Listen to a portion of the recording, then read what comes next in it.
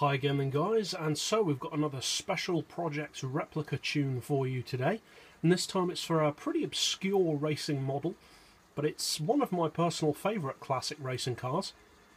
Now technically this vehicle actually qualifies for two different classes of racing, because the car in question is both a NASCAR and also a Le Mans race car at the same time. It is the 1976 Dodge Charger Olympia Le Mans race car.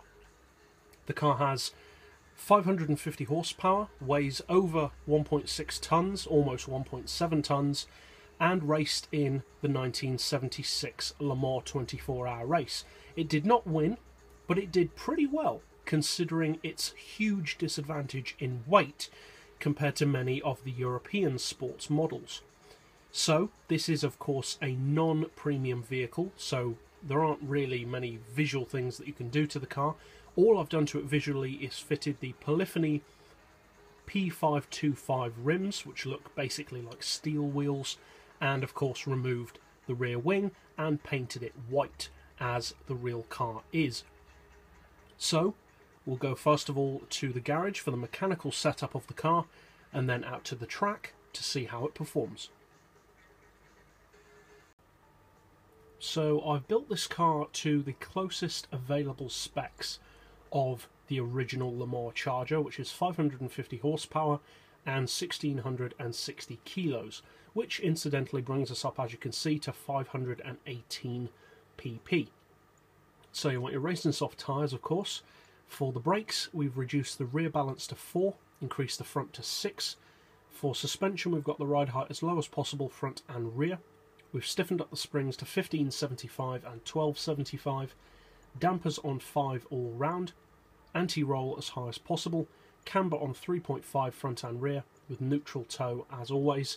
For the gearbox, we've got an auto setting of 205, then we've rounded off the individual gears to 2640, 1685, 1180, 875 and 675 with a final drive of 3.4.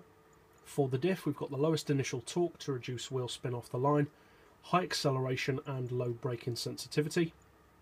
As far as power, we do have an oil change, so bear that in mind, and then you want your sports computer, race exhaust and race intake tuning, and then limit the power down to 98.8% to bring us up exactly to the car's real power. Then you want your stage 2 weight reduction and the bonnet and window weight reduction, with a ballast of 184 kilos, which we've put 40% towards the rear of the car to both give us a perfect 50-50 weight split and also to bring us up to the weight of the real Le Mans Charger. So that's it for the tune setup of the car. Now let's see how it performs on the track.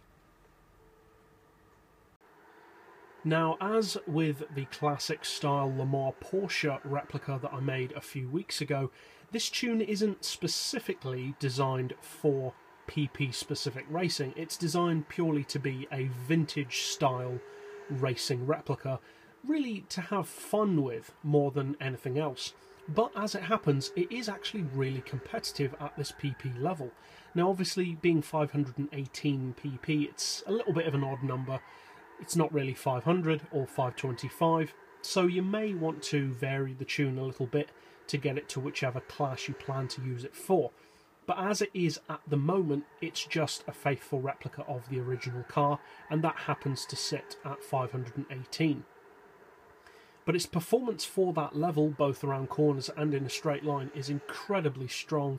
It's a brilliant car around the track, which is surprising for such a big, heavy vehicle, but the handling is very good, especially the high-speed handling.